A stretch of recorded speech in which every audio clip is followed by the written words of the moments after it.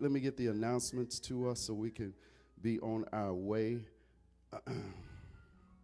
Understand that Brother Terry Landry is here worshiping with us today. There he is. Come on and bless the Lord for Brother Landry. Brother Landry is going to give us about 3 to 5 minutes on these amendments that they're trying to sneak past us so that we can do what's right. God bless you. Good morning. Good morning. First, let me say, Pastor, what an honor and a blessing it is for me to be here this morning. I think God put you in places for certain reasons. And your message this morning hit home to me. And it is right on time for what we are dealing with. For those of you who do not know me, my name is Terry Landry Jr. I am the Louisiana State Policy Director for the Southern Poverty Law Center. But first and foremost, I am a husband and a father. Yes, sir. And my family is here with me today. Thank God for supporting me, and thank you for them.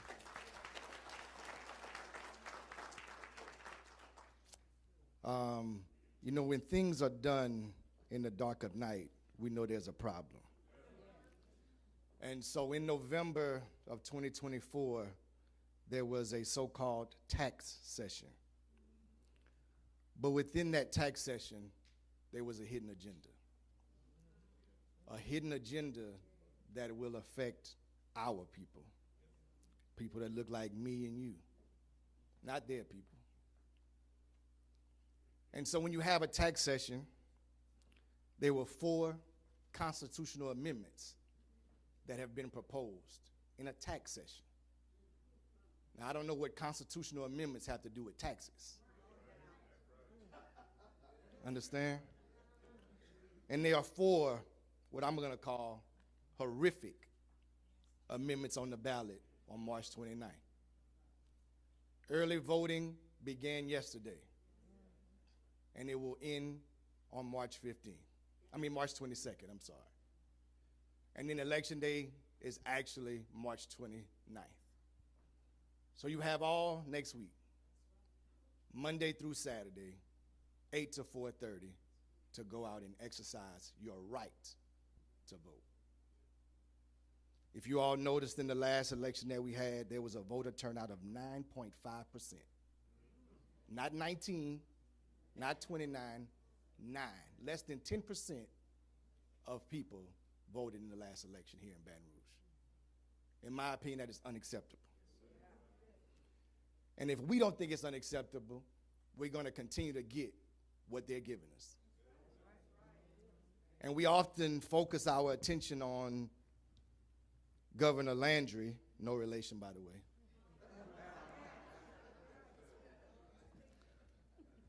But he can only make suggestions. It is our state legislators, our state senators, our state representatives who are making these decisions. He can't force them to make them. He wasn't elected by these constituents in our cities. He was elected by a statewide congregation, which is a story for another day. But let me talk about these amendments that were done in the dark of night. And all I can pray is that I'm the right person, Pastor, to have the right conversation this morning. And so the first constitutional amendment talks about how specialty courts and how out-of-state lawyers are disciplined, right? Now, what does that have to do with taxes? Again, this is a tax session, right? This wasn't publicly advertised, but this is what came out of it. And when you talk about, oh, what's the problem with specialty courts and holding lawyers accountable? Well, the problem is, what is a specialty court? Who is it special for? It lacks transparency. It lacks accountability. And they try to put it in plain language that, oh, we just want to hold people accountable. But whose people? What people? Hold them accountable for what? Because the state law already has pieces in place where if a lawyer, no matter where he's from, Louisiana, Texas, Alabama, has to do the right thing. And if he doesn't, he can be disciplined. So why now are we giving additional authority to one body to discipline out-of-state attorneys? I'm sure you all are all familiar with the attorney Ben Crump. Ben Crump is not a Louisiana attorney. What Ben Crump is, though, he's a civil rights attorney who often comes to Louisiana and challenges the establishment, challenges the injustices that happen to our people. And so under this Constitution, if we do not strike it down, officials and lawyers like Ben Crump will be banned from practicing and doing justice here in Louisiana. Now, what does that have to do with taxes? I'm going to move on to Constitutional Amendment number 2, which is labeled as giving our teachers a pay raise. Notice I said labeled as giving our teachers a pay raise. $2,000, right? Now, we all know you can go to the grocery store 3 times probably and spend $2,000. Sooner or later, eggs might be $2,000.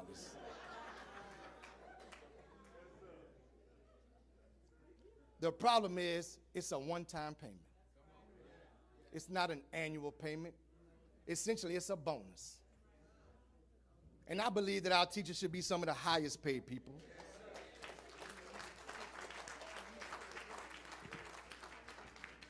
For they are responsible for our future. They are educating our children.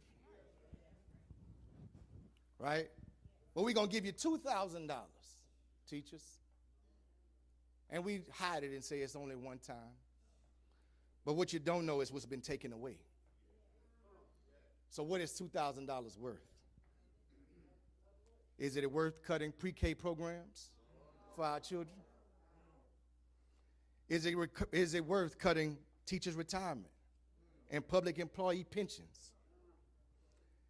Is $2,000 worth giving legislators more authority over tax revenues? Is it worth programs benefiting our communities of color, low-income residents, and public services? Are those issues being cut, those programs being cut, worth $2,000, which will have a lasting impact over the next 20 years, which a teacher will only get that payment for 1 year? So teachers, I'm asking you, I know it's a tough pill to swallow, but we have to be just, and what's good for everybody may not be good for one person, but it's for the overall good of our people. Please sacrifice this $2,000. It is not worth the money it's printed on. Now I'm going to skip over amendment number 3 because I feel like that is the most egregious and I need to spend the most time with you all. But I will talk about amendment number 4, which talks about how judges are elected when there's a vacancy. Now, again, I'm going to say it. I don't know what that has to do with taxes, right? But there's an old African proverb that says, if you want to go fast, go alone. But if you want to go far, go together. And what this amendment does is it puts a rush. Let's hurry up and vote quickly on a judicial vacancy. May not seem important, may not seem like a big deal. But as the legislator continuously imposes tougher sentences, tougher crimes on our children, and you have a judge who has not yet been vetted, we have not had a chance to do a background check. We have not had a chance to see how he will govern, how he will rule, or he or she or they will rule from the bench. We want to hurry up and sweep them on in. We don't know them. They've been selected, not called, not chosen, but selected. And we're going to just usher them in. We're going to make it quick and fast, right? With no opportunity for the people to investigate. That's what the proposed amendment number 4 does. Now, amendment number 3 is a direct attack on our children. We are under attack. And if our children are under attack, our livelihoods are under attack, our well-being is under attack, and our future is under attack. And I'm sorry, y'all, I get emotional talking about this because, like I said, I have a 9 and 11-year-old. I also have an oldest daughter who couldn't be here today because she's at Spelman. We are proud of her. But this amendment particularly, because if you recall in February, of 2024, the legislature passed a bill that said if you are 17 years old in this state and you commit a crime, you are automatically considered an adult. Now, I don't know about y'all. I haven't been 17 for a while. But I could only imagine being 17, probably at that time weighing 100 pounds soaking wet, being in place in an adult facility, right? And I'm not condoning crime. They have some children in our state that need some help. They have lost their way, but most of all, they have lost their guidance. And that's not their fault.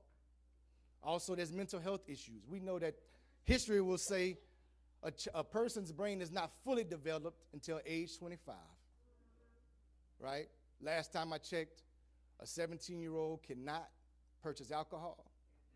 They cannot enter our nightclubs. They can't even purchase cigarettes. A 17-year-old can't even go into the U.S. Army. But we are willing to allow them into an adult prison, like Angola, one of the worst prisons in our nation. And so that happened, unfortunately, but it wasn't enough.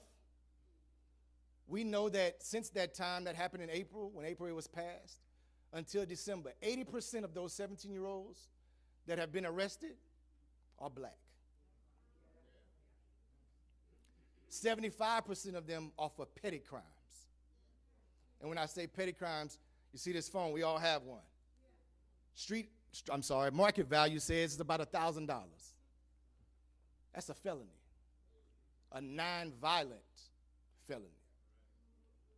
But if a child unfortunately steals a cell phone, they're going to adult prison at 17 years old.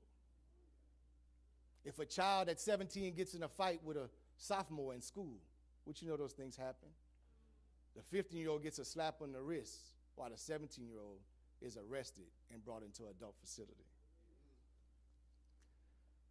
But that wasn't enough for the legislators, specifically Senator Cloud, who authored that particular legislation. She came back in November in a tax session and said, you know what? Any child, for any age, for certain felonies, should be considered an adult and go to adult prison. I told y'all my children are 9 and 11 years old. And if we do not stop this piece of legislation, let's say my son unfortunately wants to impress a girl, and he carves his and her name into a desk, and it causes $1,000 worth of damage. My 11-year-old son, who probably weighs about 75 pounds, will be placed in a prison with grown men or women. Think about that a little bit.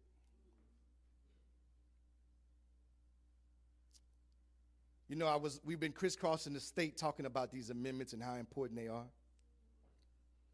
And I was in Lafayette, Louisiana on Tuesday night, and a woman stood up as a mother and said, and I can't verify whether or not this information is true, but it made me think. And it gave me great pause. And it hurts me to even share this with you. She says, our prison population is aging out. They are getting older. They are slowing down, and the labor is more expensive. And she believes that the legislature is attacking our children for younger, swifter, and more efficient free labor. Free labor. We know our history. We were under free labor a long time ago for a long period of time. And as this pastor said, we ain't trying to bring us back. But it's up to us to stop it. We have the power that they are trying to take from us.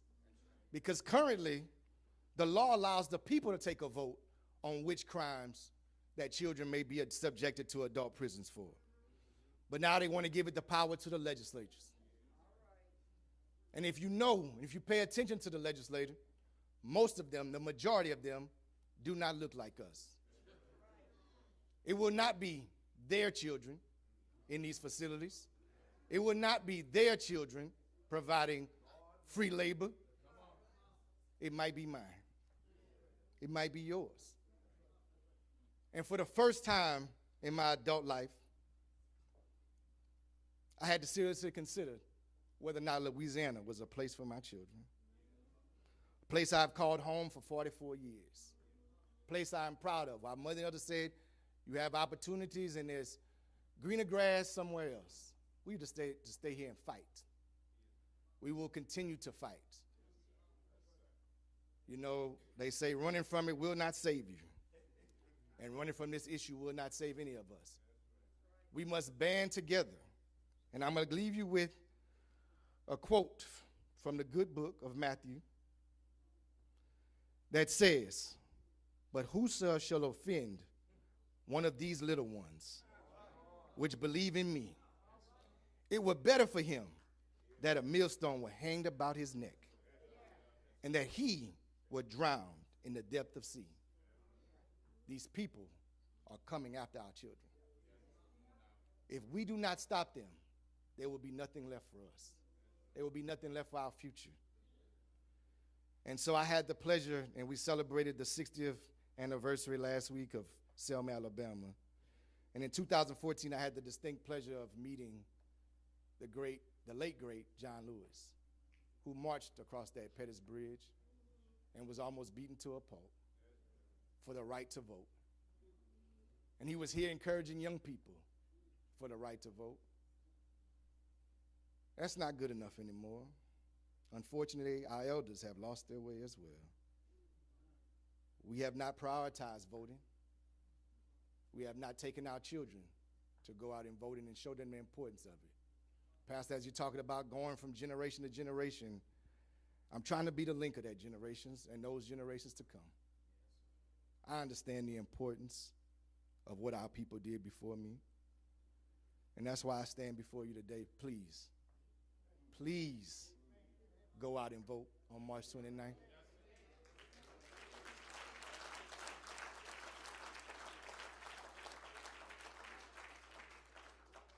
There's too much at stake. There's too much at stake. So, Pastor, I'm going to say thank you again, Elm Grove Baptist Church. This is my first time, but it won't be my last time. I thank you, Sister Williams, for inviting me, and we have a work to do. I'll be fighting. We'll be fighting. But we need you to join the fight as well. Vote no on all four. They got us saying, vote no on all, y'all. We got to do it. Don't wait till March 29th. You got tomorrow. Please go out and vote. Thank y'all so much.